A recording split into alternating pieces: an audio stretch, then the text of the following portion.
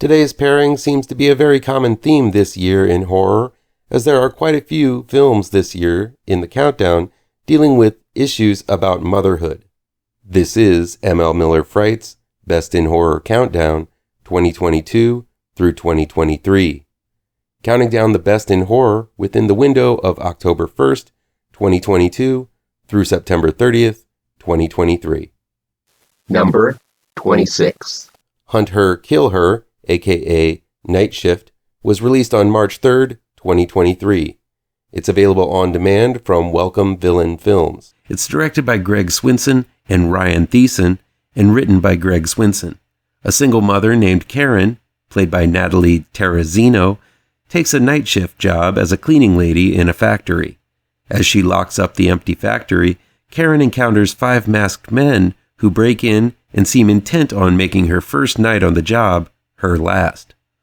While there's a tiny bit of setup as the day shift cleaning person introduces Karen to the ins and outs of the job, pretty much the entire rest of Hunt Her, Kill Her is a relentless chase scene with Karen running for her life in and around the factory's many rooms, floors, and rafters. I was impressed at how fast the action began and how directors Greg Swinson and Ryan Thiessen were able to sustain that level of tension, suspense, and intensity for the entire film. Usually a film bogs you down with a whole lot of setup and then often takes some breaks for some getting to know you time before the chase begins in the final act. Well, Hunt Her, Kill Her is all chase scene. Once the killers get into the factory, Karen is in survival mode as these guys pursue her all through one horrific night. The masked killers are, well, masked most of the time, so we don't really get to know these guys too well. But Natalie Terrazino is wonderfully spunky as Karen as she bolts through the shadows, never acting like some kind of superwoman, but surviving nevertheless. There is a humanity to Terrazino's character that is undeniably likable, and knowing that she has a little one waiting for her at home only makes you more impressed at how formidable she is against these masked monsters. Terrazino is running, jumping, crawling, and hanging on for dear life for the entire runtime of the film, and she's human and likable all the way through. Seeing her actually take some lumps is painful because you want her to live, but it makes her character all the more relatable and gives you a hero you can really cheer for. I was truly impressed at how the filmmakers were able to throw so many different scenarios and curveballs at Karen without really repeating themselves. Occasionally, the masked pursuers just miss catching Karen or fail to see her when she is somewhat in sight, but a lot of that can be explained away by the fact that the masks don't really give the viewer such a great line of sight. The fact that Karen takes so many stabs, punches, and unholy damage and still keeps on trucking and fighting is truly impressive. I was sitting up in my chair and rooting out loud for this unlikely little hero all the way through. Hunt Her, Kill Her is a simple slasher stalker horror movie. It's bare bones. It all takes place in a warehouse, and up until the end, you really have no understanding as to why this is happening. Despite the fact that the cat and mouse chase is a horror trope, Hunt Her, Kill Her manages to make it all feel fresh and exciting. See this riveting and invigorating little film. It's got a fantastically bare bones and direct premise, unrelenting action, and nerve-wracking suspense. Hunt Her, Kill Her is one intense thrill ride you should not miss. Here's another horror film, this time from Australia, dealing with the horrors of motherly stress. Run Rabbit Run was released on June 28, 2023.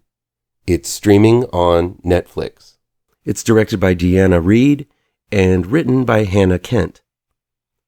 Having recently lost her father, single mother Sarah, played by Succession's Sarah Snook, struggles to keep things together.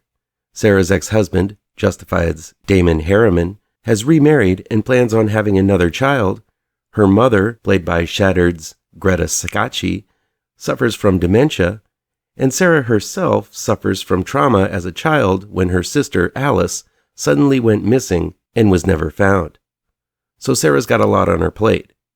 But when her daughter Mia, played by Lily Latour, claims to be her long-lost sister, Alice, and demands to be called Alice, Sarah's sanity is pushed to the limits, leading her to revisit her tragic youth. I'm currently working my way through Succession, so no spoilers please, and Sarah Suk has become one of my favorite modern actresses. Her distinct and unique look and canny delivery of emotion help make her a performer you just can't not watch. I loved her in the jaw-droppingly good Predestination, and even found her to be the highlight of the forgettable Jessamine. But in Run Rabbit Run, all of the glamour and style Snook exhibited in Succession is washed away. Snook plays someone pushed to the edge.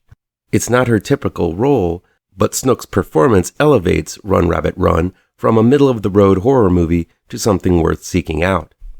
Run Rabbit Run is not an easy movie. It doesn't explain itself. It leaves what's going on to be interpreted by the viewer. It isn't a shock a minute. There are no jump scares. It's just a thriller one might have seen in the 70s, strong on character, low on effects, strong on atmosphere, low on shocks. But it is a film that will leave you thinking. Is Mia descending into madness? Or is Sarah? Is Alice really possessing the body of Mia? Or is it just some kind of delusion Sarah has as Mia's birthday makes her the same age as Alice when she died? It's up to you to figure that out.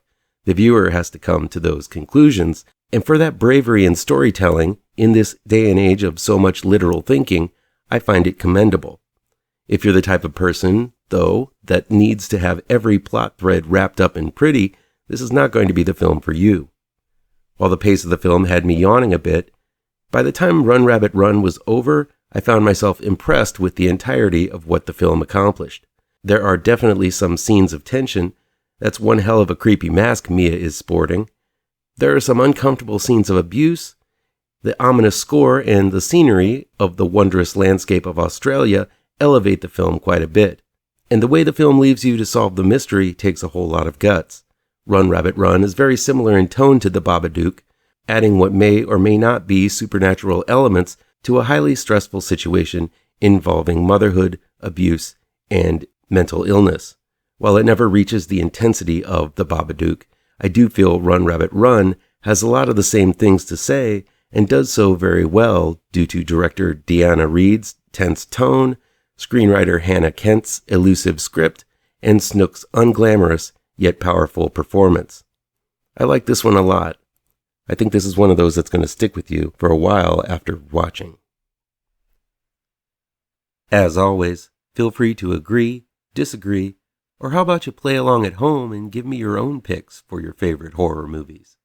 It's October, so let's talk horror.